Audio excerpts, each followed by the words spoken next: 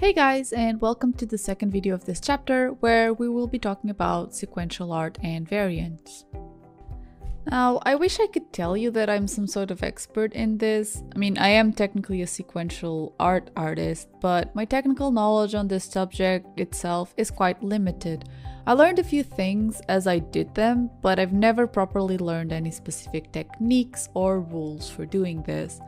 On that note, what I'm going to be talking about here is my approach to sequential art. And in this particular video, I'll be talking about how I managed to create sequential art to post online, for instance, or to just quickly capture some piece of dialogue that I wanted. This isn't strictly related to full comics, though a lot of it does translate into those.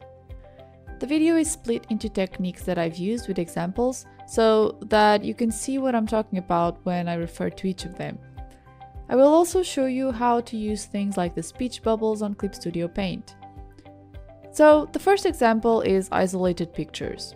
Isolated pictures are the answer to the question, what if I want to add some dialogue or some story or make an isolated picture look like the piece of a bigger thing like a comic? That's very simple and very intuitive, you just add speech bubbles to it. This might seem like a very easy thing to do, but to tie in with the previous video, if you've got a story or some scene in mind, or even if you don't, and just want to make something look more interesting, I think there's value in just trying to add some dialogue to a picture, or maybe just some text overlay. I didn't actually put the text overlay in here, but that's another option.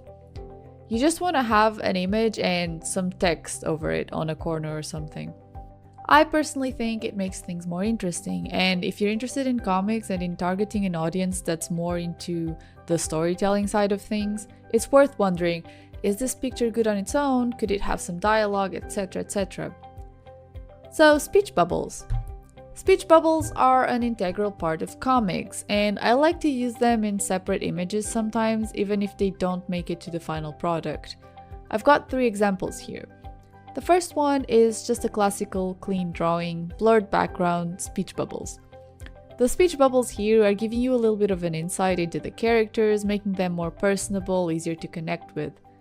Even without full context, presenting an image like that will give you a higher chance of capturing people's attention and having them engage with your work.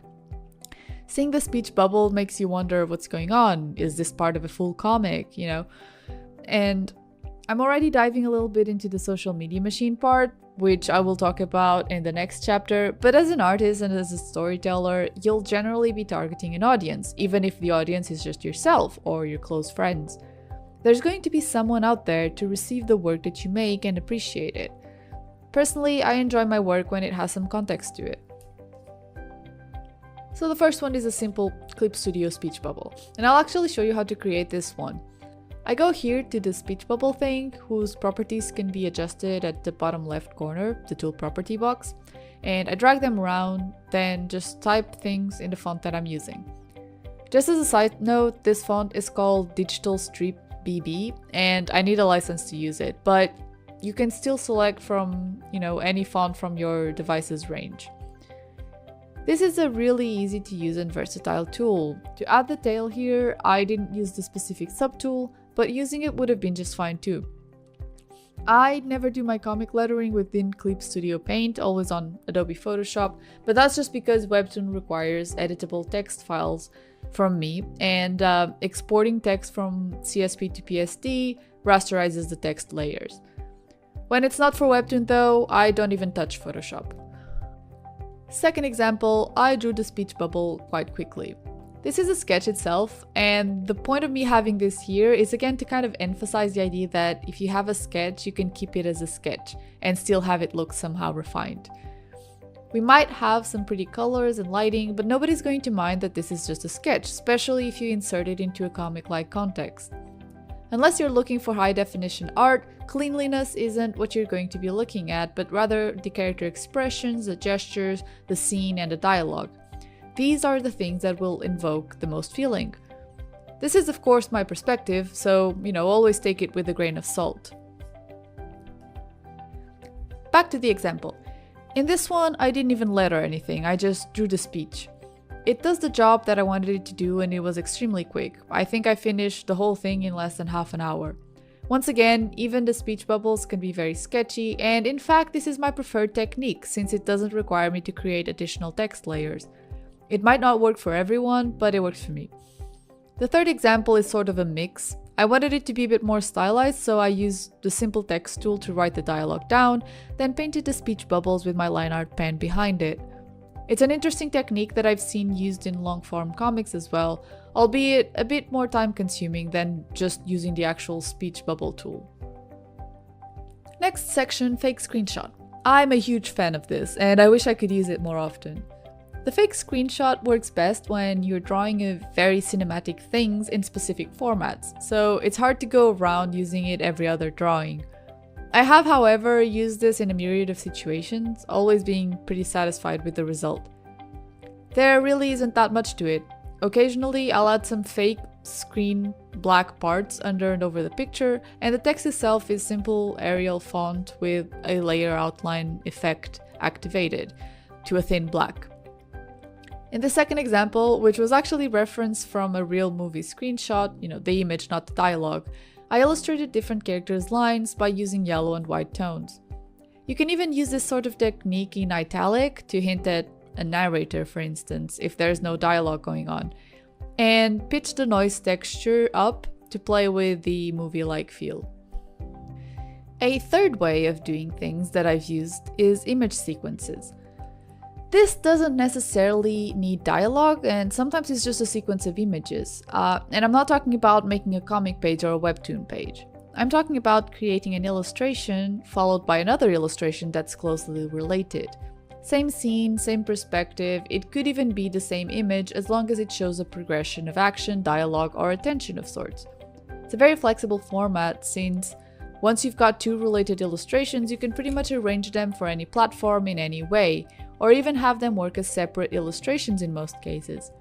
And it's a very quick way to just, create a little story.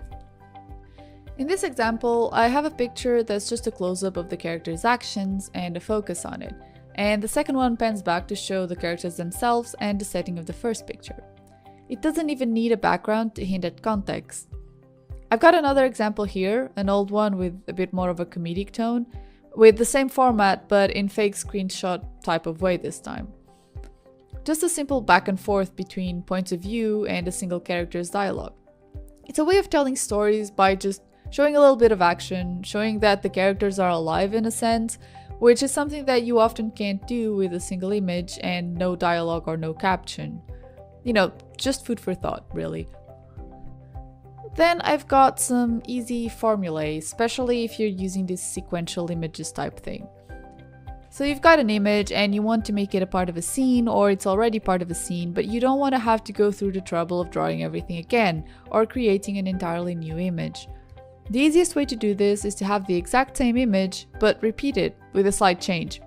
This change could be something like a facial expression, a slight different position or location, etc., etc.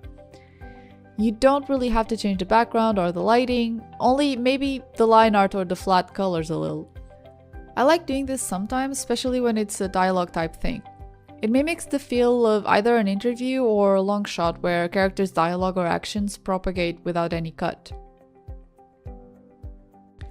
The next one isn't as easy, but it's easy to conceptualize and not that hard if you're using 3D models for placement. It's essentially when you've got the focus on one character and the other character is either on the background or on the foreground, and then you switch focus. You do, in principle, need to redraw the whole thing for this one and often change the background a little bit, but again, with 3D models, placing the characters should be fairly hassle-free. The last one that I want to talk about is a close-up. Yeah, close-up is exactly what it sounds like. You have an image and you just zoom in on some part of it. The face, the hands, the hair, an object, anything really. The bad thing about this is that if you're not working with vectorial lines, you might lose a bit of resolution, in which case you might just need to draw over it. But it depends on what you want. Sometimes you don't need to redraw it, and the lack of resolution works well, or the zoom wasn't significant enough to deform the lines. This is another technique that I use in the comic as well, and that I know that most webtoon artists tend to use. Sometimes you take a panel and you use it multiple times, leaving it almost the same or zoomed in or out to break the repetition. In the next video, I'll talk about comic formats and layouts. See you then!